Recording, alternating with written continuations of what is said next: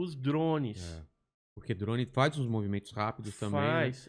E você não tem noção do tamanho dele, dependendo de onde ele tá. Você acha que ele tá muito longe, é um objeto. Ele é pequeno, mas parece que ele tá muito longe. Se você imaginar que ele é uma nave, né? Exatamente. Mas, assim, o fenômeno ufológico existe. Os objetos voadores fazem esses movimentos que os drones atualmente fazem.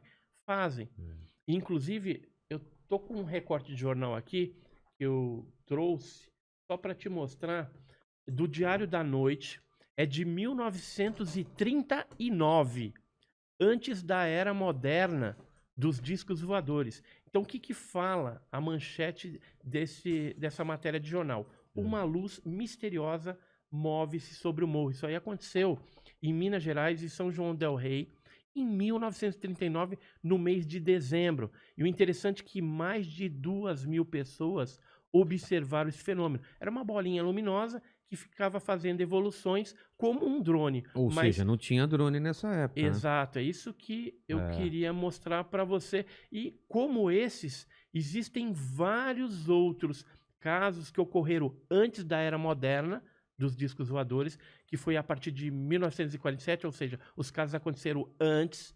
Inclusive tem até abduções, que são sequestros de pessoas que ocorreram, por exemplo, no Brasil, o primeiro abdução, sequestro foi em 1931. E aí eu trouxe para você um livro autografado meu, que é o Alienígenas no Passado do Brasil, que traz um conteúdo excepcional de tripulantes de OVNIs que foram avistados no Brasil. São 14 casos antes da era moderna dos discos voadores, que foi 47. Então tem caso aí de 1925, tem essa abdução de 1931, tem casos envolvendo indígenas brasileiros da tribo Caiapó, de uma tribo também de Mato Grosso, que eles inclusive chegaram a comer os alienígenas, porque era uma tribo canibal. Ah, eles pegaram os alienígenas, prenderam e comeram? Isso, desceu uma nave lá, esses seres brancos, meio esquisito,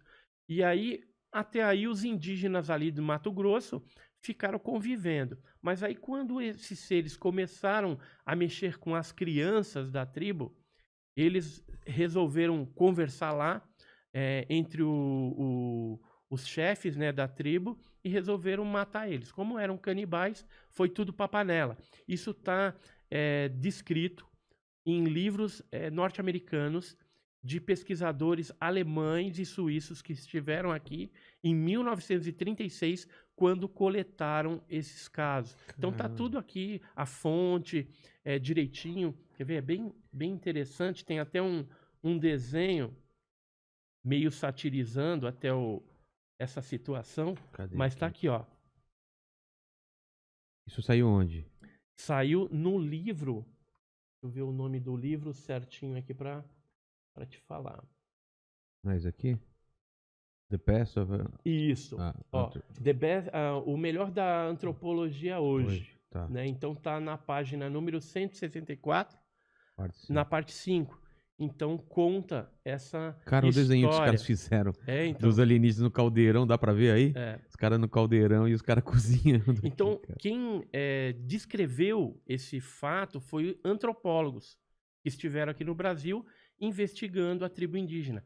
No caso dos Caiapós, por exemplo, tem o Bep-Gororoti, que era um deus, e aí tem uma roupa de festa, né, que geralmente eles têm um culto que eles fazem para lembrar desse deus Bep-Gororoti, e eles se vestem muito parecido com um astronauta. Totalmente. Né? Cara, olha essa roupa. O Perê, que teve lá, o indianista, né, entrevistando essa tribo, ele conseguiu essa história bem interessante. Disse que esse deus, o Bep-Gororoti, veio numa barduna trovejante, parou lá na serra de Pucatoti.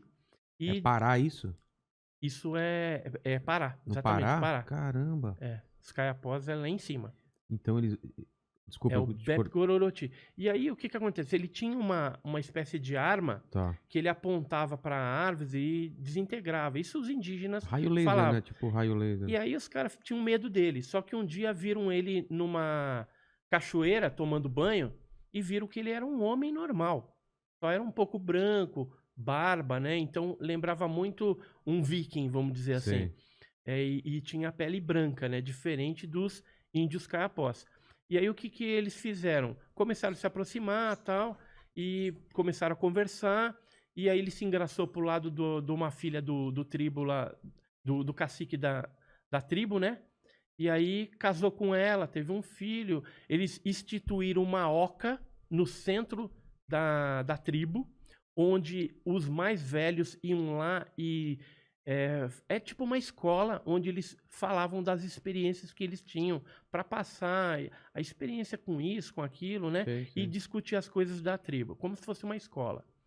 E aí depois de um tempo ele cansou de lá, subiu para Pucatoti, pegou a família dele e aquela nave, né, aquele objeto, subiu as estrelas e ele prometeu um dia voltar, só que até agora não voltou mais. Então é a lenda Caiapó.